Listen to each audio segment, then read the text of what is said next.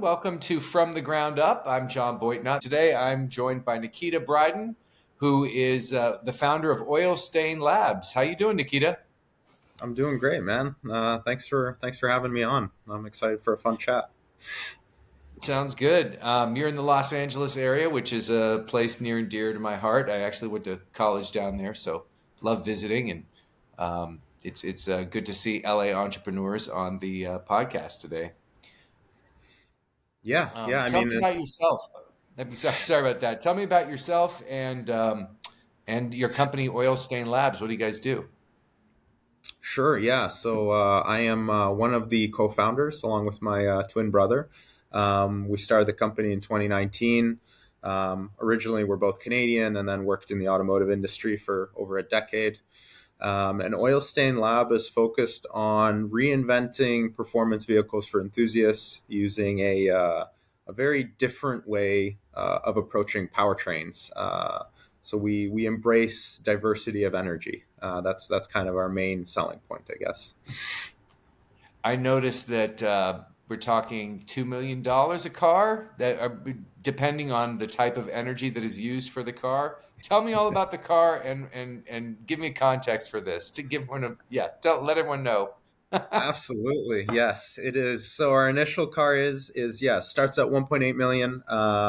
Uses very advanced manufacturing methods, and we sort of, the heart of it is this carbon fiber monocoque chassis, safety cell for the occupants.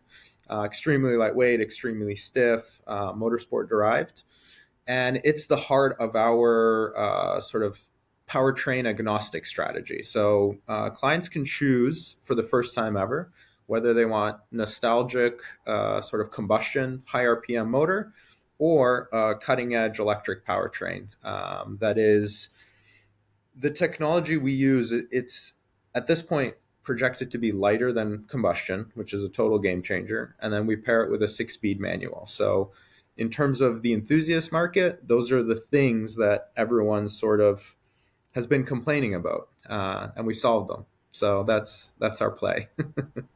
What's this? What are the stats on the car? Like how fast can it go, and what its horsepower? The horsepower. I'm not the biggest expert in all these areas, but I do enjoy hearing what. Yes, yes. So numbers matter for us, less so than other people. I think we've reached the saturation point of horsepower and everything. So our numbers are still big. For combustion, we're about 650 horsepower. Car weighs about 2,000 pounds. And then for EV, we're targeting about 1,000 horsepower, same weight, around 2,000 pounds.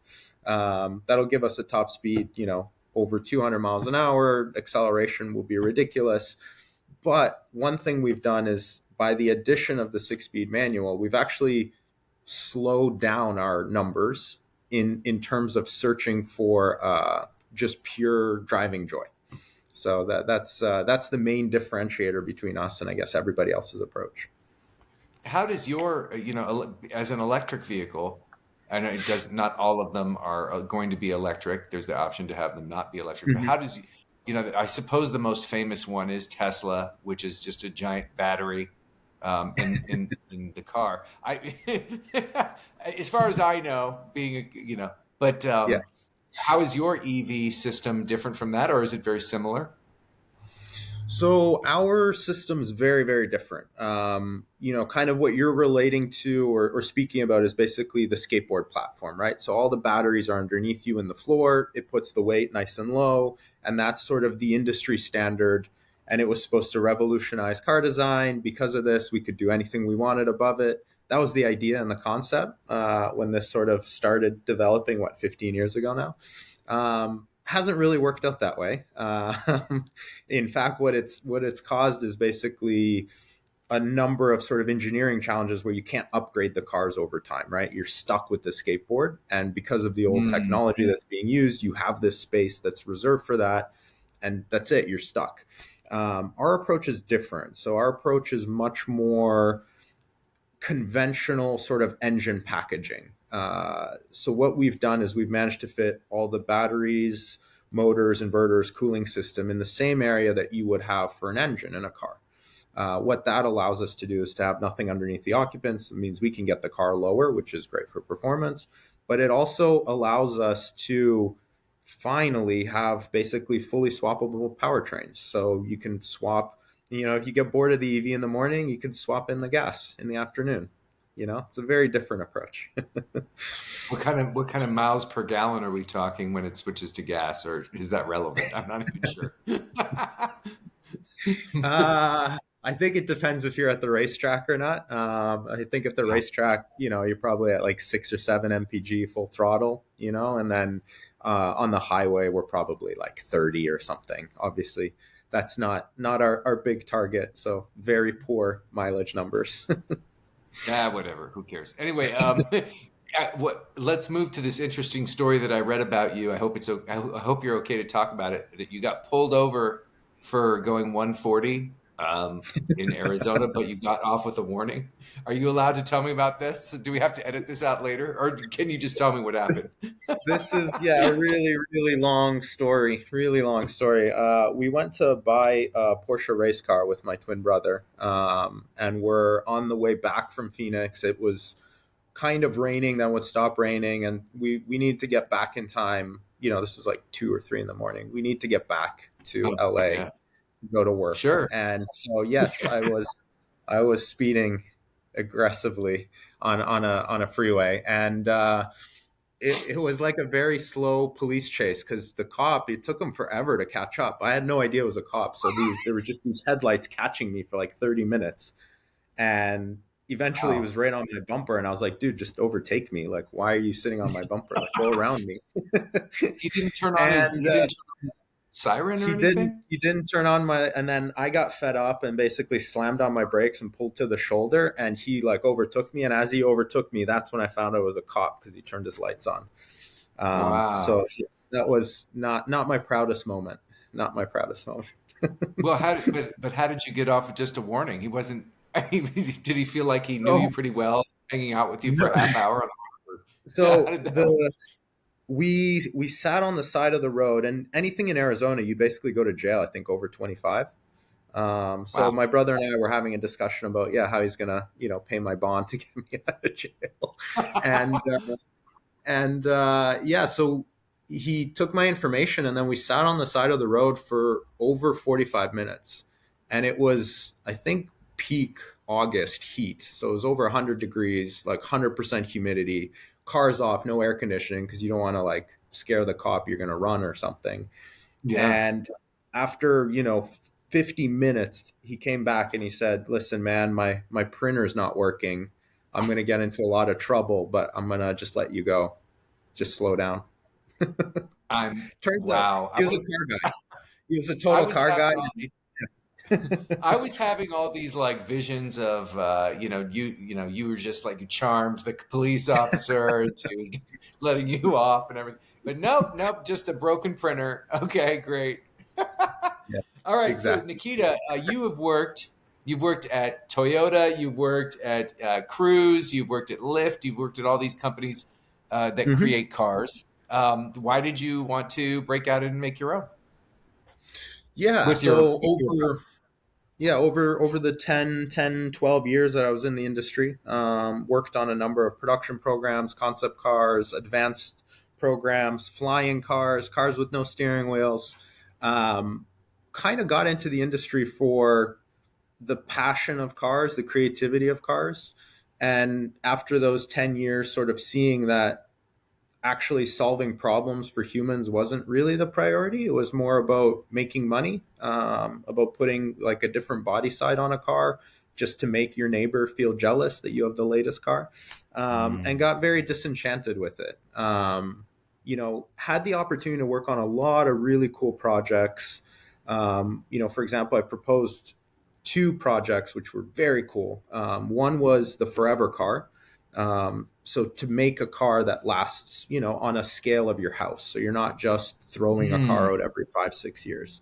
How do we do that? How's the business model work? So that was one thing that I got to work on. That was very very cool. And the other one was a free car. How do we give people a free car?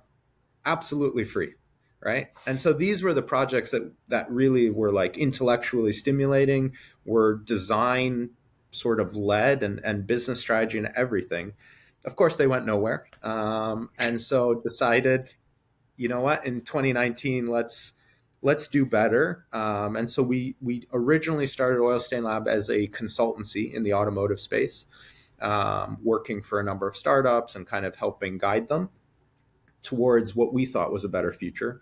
And then eventually our passion for 1960s motorsport storytelling launched this crazy adventure that we're on now, which is the HF11 program.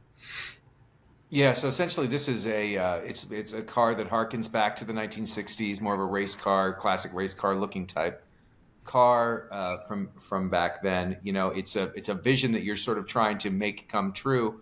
Um, you know, Elon Musk comes to mind again because he one of the things that I remember him saying, about cars. I mean, he's famous for more for a wider variety of things now, but he always said that like it's I forget the exact quote, maybe you know it, but it's something along the lines of when it comes to car companies, it's like the easiest thing to be bankrupt, get bankrupt at, or that there's no car company that hasn't been bankrupt at some point. It's like starting this type of business seems to me to be like sort of a Mount Everest type challenge in your what's it been like trying to get your vision out there, in the face of such a challenge?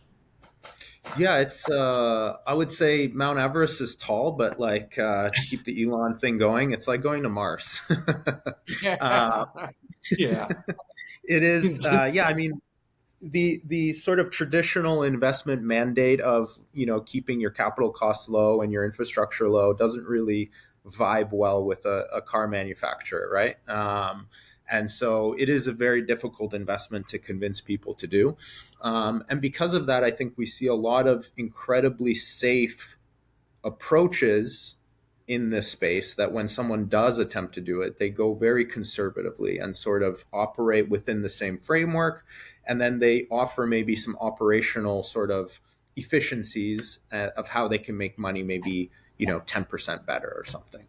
Our approach was to basically break as many rules as possible. If we're going to do this like moonshot, let's just do it so differently that no one else can even follow us, or we'll have such a head start that we'll be first to the market. So that's where I think we were very different than a lot of the other people that have sort of attempted it. But I think, yeah, I mean, Elon with Tesla, he was obviously a genius when he started it, or when he purchased it, and made it one of the most valuable companies in the world. So yeah, pretty impressive.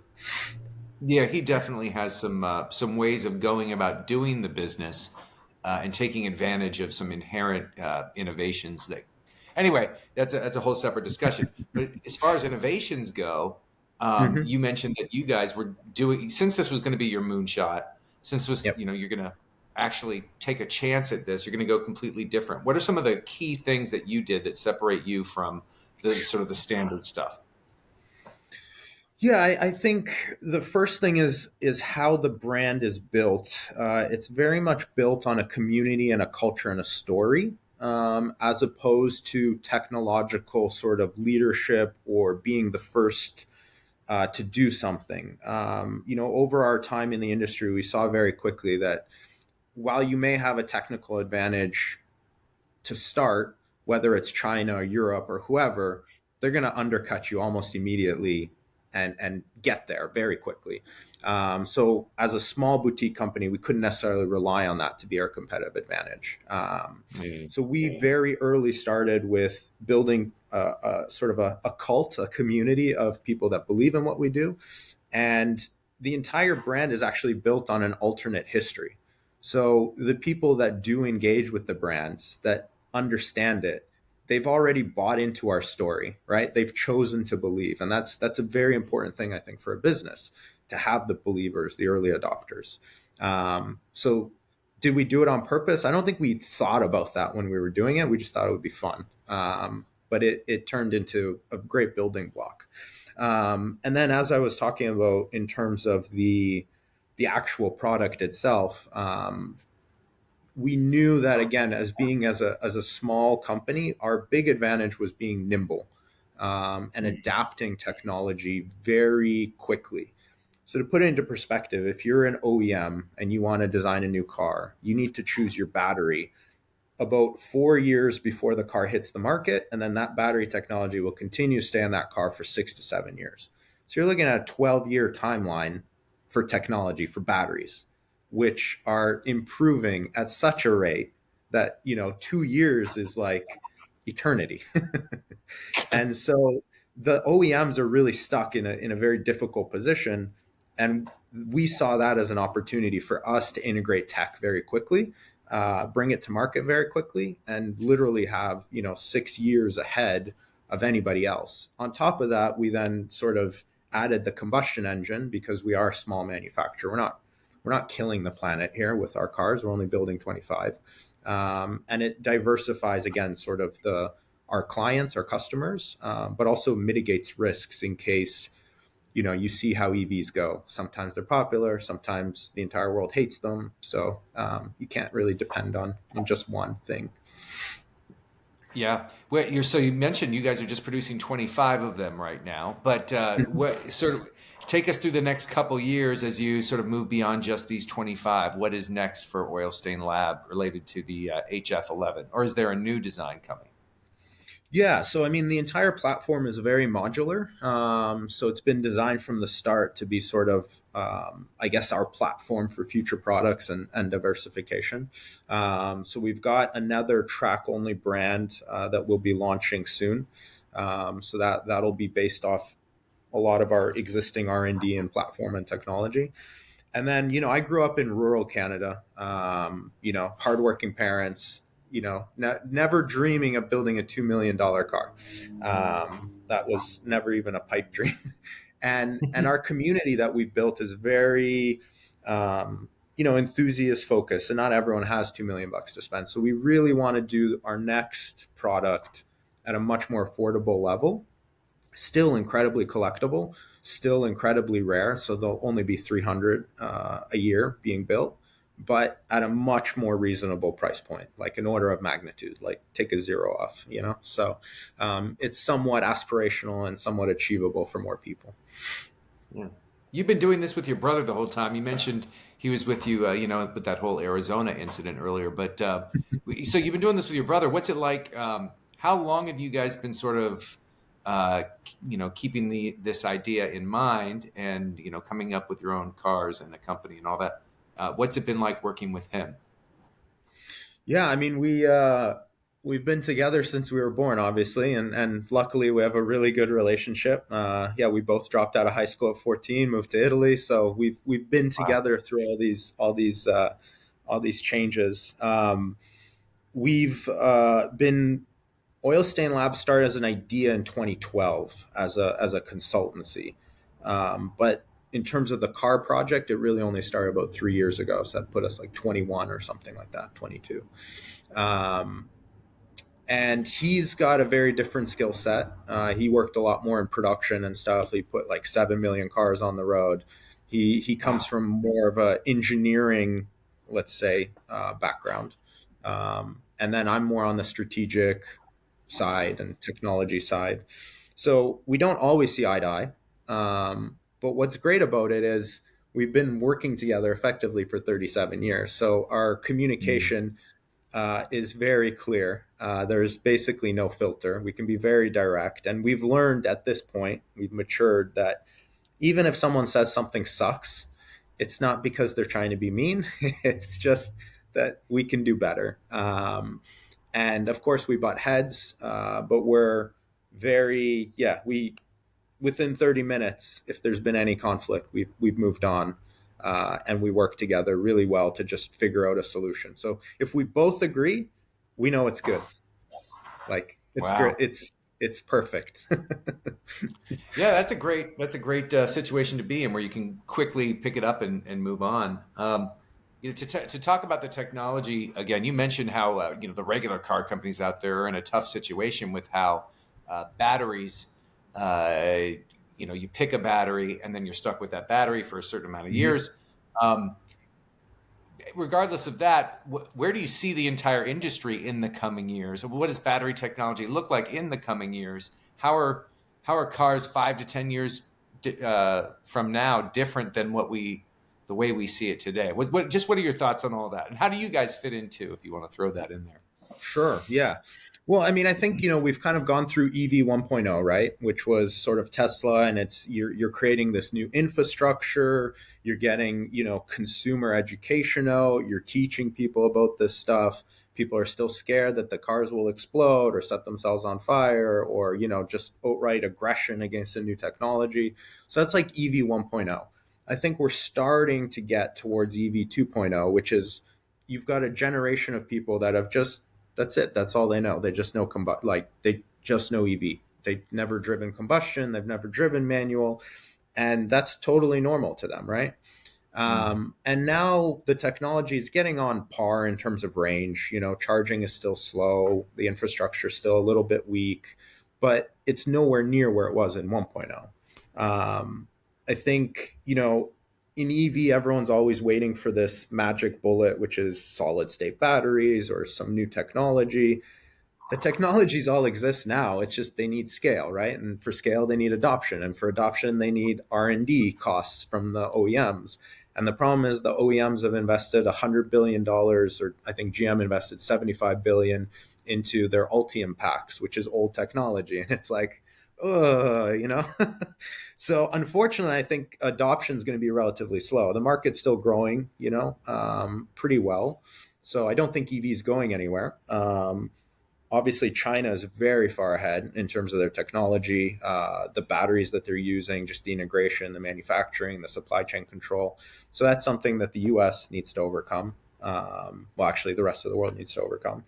So, yeah, I think in terms of how we fit into it, we're just lucky to be the guys that can do the early adoption. So, because of our price cost, we can effectively go in and buy the latest and greatest tech that no one else can really commercialize, bring it to market. And in a way, we act as a bit of a lighthouse or a halo for what is possible with EV, right? And get people excited about it so that, have that electric car as a poster on a kid's wall. When he grows up, he wants to, innovate and stuff. So that's kind of how we see ourselves, very optimistically, let's say. But that's how we fit in, I think. Where would you like to see the industry in, say, 10 to 20 years? How does it look then? If you just at a glance, what would be something that would be the way the industry would look? You would hope it Mhm. would look. Yeah, I mean, for me, I've always had an issue with, sustainability in terms of EVs aren't the solution either. I think a Cybertruck or a Hummer H1 truck that weighs 10,000 pounds to transport one person is not sustainable in any way, shape, or form, regardless of what it's powered by. It's terrible for the planet, and so I'd like cars to get lighter, smaller, cheaper, more affordable, and like actually human sized, not these monsters. So that's a trend I would love to see reversed. And again, kind of what we're doing is very focused on weight, partially for performance, but also it's just better for the planet. And I'd like to see the energy grid diversified as well. So I think there's space for biofuels. I think there's space for EV. There's space for hydrogen as well, and clean hydrogen if they can ever get their infrastructure sorted, with solar and wind, et cetera. But Mhm. I don't think an energy monopoly is in anybody's best interests. So. So you already have some people who are interested in your car currently. Uh, how can people get a hold of you? How can they get more information about Oilstainlabs and look at the cars and see if they would like to buy one as well? Yeah, best place to see everything would be oilstainlab.com. We have an active Instagram account as well. That's pretty much our only social media. So that's where you can keep up with the day to day and our nonsense posts. And then to reach out, you can go through the website or just info@oilstainlab.com. Great to have you, Nikita Bridan with Oilstain Labs. Yeah, it's been a pleasure, man. Thank you. You got it. Take care.